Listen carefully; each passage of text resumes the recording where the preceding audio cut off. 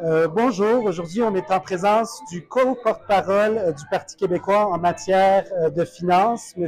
Gabriel Coulombe. Merci, M. Coulombe, de répondre à quelques-unes de nos questions. Vous nous avez donné une conférence aujourd'hui au Stanley, ici à Sherbrooke, sur les finances d'un Québec indépendant. Alors, première question que j'aimerais vous poser, c'est quoi une politique monétaire et comment s'inscrirait un Québec indépendant là-dedans? Une politique monétaire, en fait, c'est élaboré par la Banque centrale d'un pays. Présentement, le Québec n'a pas de banque centrale, donc on dépend entièrement de la politique monétaire canadienne qui est élaborée par la Banque du Canada. Donc, tous les pays ont leur banque centrale, donc il va essentiellement, la Banque centrale va contrôler l'offre de monnaie, la circulation de la monnaie dans une économie. Puis son principal instrument, c'est ce qu'on appelle le taux directeur. Donc, un taux directeur, c'est un taux d'intérêt qui oriente l'ensemble des taux d'intérêt dans une économie. Donc, on va avoir une politique qui peut être expansionniste, qui peut être restrictive. Donc, lorsque l'économie va moins bien, souvent les taux d'intérêt vont baisser justement pour stimuler pour la croissance économique. Et au contraire, lorsqu'il y a trop d'inflation, on va avoir une politique monétaire plus restrictive qui vient augmenter les taux d'intérêt, limiter la circulation de l'argent dans l'économie. C'est l'institution aussi qui va être responsable d'imprimer les billets de banque, qui peut être responsable dans un contexte de taux de change fixe, donc de déterminer ce taux-là, donc qui va vraiment déterminer les grandes orientations monétaires d'un pays. Présentement, donc le Québec n'a pas de banque centrale, c'est la Banque centrale du Canada qui, comme je le disais, détermine la politique monétaire, ce qui fait que la politique monétaire canadienne, souvent, n'est pas adaptée pour la réalité québécoise. Donc, on va souvent voir nécessairement la Banque du Canada a un problème canadien, va prescrire un remède canadien, et souvent, ça ne s'est pas adapté à la réalité québécoise. Donc, avec une banque centrale québécoise, nécessairement adaptée en fonction de nos objectifs, de notre réalité, serait beaucoup plus en mesure de dynamiser l'économie, si c'est ça sa mission, de limiter l'inflation, si c'est ça les priorités qui sont mises de l'avant, ou de gérer la circulation, la valeur d'une monnaie québécoise, advenant qu'on en arrive là. Oui, vous avez parlé de plusieurs étapes qui éventuellement mèneraient à une monnaie québécoise indépendante. Est-ce que vous pourriez nous dire ces étapes-là? Oui. Cette étape-là, c'est pas encore déterminé. On est encore dans des considérations théoriques, mais c'est que dans le cas d'un Québec indépendant, il y a différents scénarios qui s'offrent. Donc, ceux qui veulent aller plus loin, moi, je recommande Une fois le Québec souverain de Nicolas Marceau, va tous bien détailler ça. Donc, l'option de conserver le dollar canadien, soit en union monétaire formelle ou informelle avec le Canada, c'est une option. Donc, le Canada ne peut pas empêcher le Québec d'utiliser le dollar canadien parce qu'une devise, une monnaie, c'est un bien comme un autre sur le marché d'échange. N'importe qui peut acheter ça. Donc, on veut prendre le dollar canadien, on veut prendre le dollar américain, on veut prendre l'euro, on peut prendre n'importe quoi. Donc, le fait de conserver le dollar canadien aurait quand même certains avantages, pas beaucoup de frais de transition, de frais de transaction. Mais en même temps, l'utilisation du dollar canadien fait qu'on a relativement peu de contrôle, voire pas du tout, sur la politique monétaire. Donc, c'est une des failles associées à ça. Donc, il pourrait être envisageable, pourrait être réalisé, donc, de créer une monnaie québécoise. Cette monnaie-là pourrait se faire après quelques années dans un Québec indépendant où on a utilisé le dollar canadien. Après, on peut commencer à utiliser une monnaie québécoise, soit qui est fixé, qui est ancré à une autre devise. Ça peut être le dollar canadien, le dollar américain, ça peut être les deux, un panier de devises, ou ça peut être une monnaie qui éventuellement va être flexible, donc qui va varier en fonction de l'offre et de la demande. Donc, ça, il n'y a pas rien qui est déterminé par rapport à ça. C'est encore des possibilités théoriques, mais des scénarios qui peuvent être envisagés. Je dirais que c'est ça les principaux. Donc, premièrement, garder le dollar canadien, soit une union monétaire formelle ou informelle avec le Canada.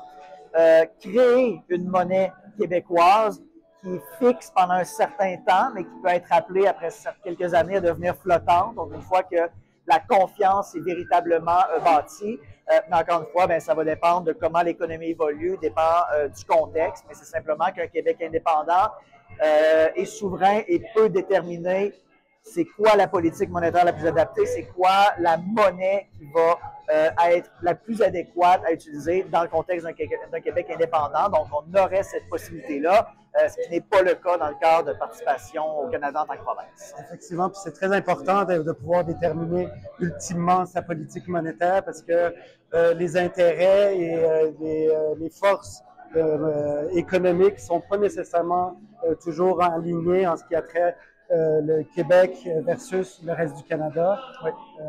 Donc, l'autre question que je voulais vous poser, vous dites que l'indépendance serait profitable pour les finances publiques du Québec. Oui. Comment vous pouvez nous expliquer ça? Oui.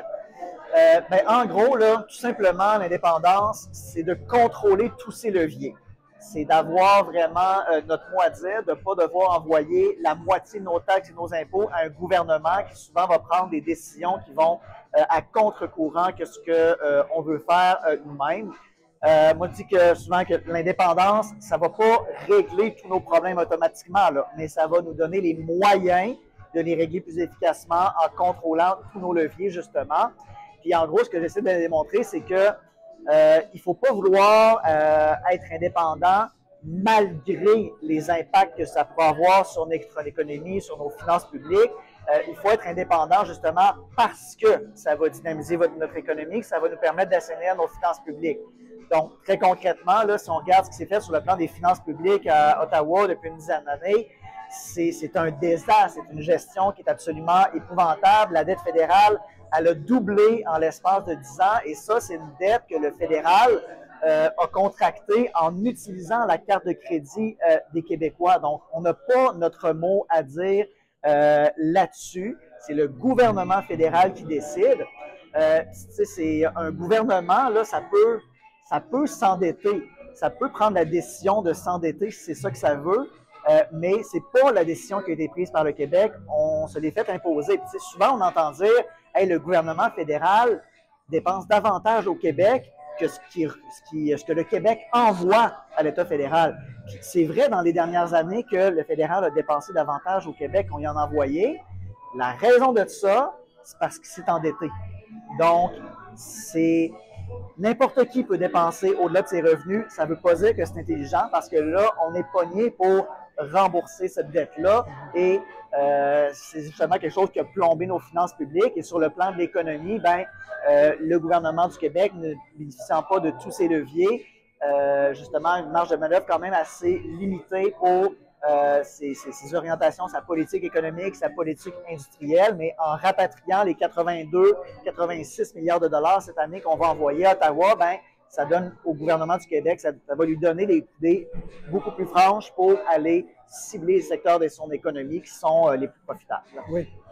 On sait que depuis 1867, donc la Fédération canadienne, comment qu'elle fonctionne, c'est qu'il y a le gouvernement fédéral qui a ses champs de compétences, l'armée, les affaires étrangères, et les provinces qui ont chacune leur champ de compétences, dont la santé, l'éducation, etc. Et puis, dans ce contexte, est-ce que vous pourriez nous expliquer c'est quoi le déséquilibre fiscal? Oui. Donc, déséquilibre fiscal, si on veut, là, c'est un synonyme de tout ça, c'est asphyxie financière. En gros, déséquilibre fiscal, c'est que les moyens sont à Ottawa, mais les besoins sont dans les provinces. Donc, structurellement, le gouvernement fédéral prélève beaucoup trop de taxes et d'impôts pour les missions qu'il a assumées. Et dans les provinces, c'est l'inverse. Donc, il devrait y avoir beaucoup plus d'espace fiscal qui est libéré à Ottawa et qui pourrait être utilisé par les provinces simplement pour permettre aux provinces, pour permettre au Québec d'honorer leurs obligations en matière de champ de compétences. Donc, le déséquilibre fiscal, c'est ça que ça fait. On se retrouve dans des situations absurdes où le gouvernement fédéral, comme il y a trop d'argent à dépenser, il va aller investir, envahir des champs de compétences des provinces parce que c'est politiquement avantageux pour lui de faire ça, pour créer un lien de dépendance, pour que les gens se disent « une chance que le gouvernement fédéral était là pour faire ça, grâce à lui, on a reçu ça », sauf que le gouvernement fédéral, où est-ce qu'il prend son argent? C'est dans les provinces. Donc, ce qui va changer avec l'indépendance, c'est le prestataire de services. Les services qui sont offerts par Ottawa ben, on va les offrir, puis on va les offrir plus efficacement. Il y a beaucoup d'argent qui va se perdre justement, qui se perd actuellement dans les dédoublements, qui ne se perdra plus. On évaluait dans les finances d'un Québec indépendant autour de 8,8 milliards de dollars d'argent qui est dépensé inutilement parce qu'il y a deux ministères des Finances, deux conseils du Trésor, deux ministères de l'Environnement, deux ministères du Transport, deux ministères de la Santé, deux ministères dans tout, ce qui fait en sorte qu'il y a beaucoup, beaucoup d'argent qui se perd dans les dédoublements-là. Deux parlements, un autre exemple. Donc, il y a cet argent-là qui serait utilisé de façon beaucoup plus efficace, intelligente, par un seul gouvernement, notre vrai gouvernement, celui du Québec. Absolument. Et puis, pouvez-vous finalement nous parler de la dette canadienne? Vraiment faire le tour de la question. Oui. Donc, la dette canadienne, en gros, depuis 2015, elle a doublé. Passé autour de 634 milliards à, si je ne me trompe pas, autour de pas loin de 1300 milliards de dollars. Et ça, c'est une augmentation fulgurante. Donc, c'est faite sur le dos des provinces parce qu'encore une fois, la dette fédérale, ultimement, ben, c'est les habitants des provinces qui doivent contribuer à la rembourser. C'est une dette aussi donc, qui a servi à dépenser beaucoup de dépenses frivoles, de dépenses idéologiques de la part du gouvernement fédéral. Une dette qui engage le Canada pour des années et des années, puis même s'il y a un changement de gouvernement fédéral qui prétend avoir une gestion des finances publiques qui va être plus responsable que sous les libéraux de M. Trudeau, il reste pris quand même avec cette dette-là et les dépenses qui ont été engagées. Donc, en devenant indépendant, le Québec, justement, donc en devenant indépendant, prendrait une part de sa dette fédérale, la juste part de la dette fédérale, mais il faut aussi garder en tête que la dette actuelle du gouvernement fédéral, elle n'engage que le gouvernement canadien. Le gouvernement du Québec, les Québécois ne sont pas engagés par cette dette-là. Donc, c'est pour ça qu'une fois devenu indépendant, le gouvernement du Québec, donc il va y avoir vraisemblablement des négociations avec Ottawa pour que de se prendre, assumer notre juste part de cette dette-là. Et ce que le droit international dit, c'est la quantité d'actifs fédéraux qui sont situés sur le territoire québécois, en cas d'indépendance, passe automatiquement au Québec, à l'État du Québec, sans aucune compensation. Et la compensation, si on veut, elle se fait sur la base de la part de la dette. Parce que si, par exemple, c'est à peu près ça l'ordre de grandeur, là, il y a 18% des infrastructures, des bâtiments fédéraux qui sont au Québec, bien, ces bâtiments-là passent à propriété exclusive sans compensation de l'État québécois.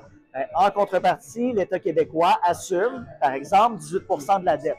Donc, c'est comme ça que ça va se faire le transfert de la dette en contrepartie des actifs. Donc, l'indépendance, il ne faut pas voir ça seulement en termes de coûts. Il faut voir ça en termes de gains, il faut voir ça en termes des actifs et les passifs. Donc, oui, un passif plus important en raison d'une partie de la dette qui a été contractée par le Canada, même s'il l'a fait illégitimement sans nous demander la permission, mais ça vient aussi avec des actifs. Donc, au final, la situation, c'est simplement que l'État du Québec va avoir les reins financiers beaucoup plus solides, beaucoup plus de marge de manœuvre, puis après ça, ben, il peut prendre les décisions qu'il veut en fonction des orientations politiques déterminées démocratiquement par son gouvernement.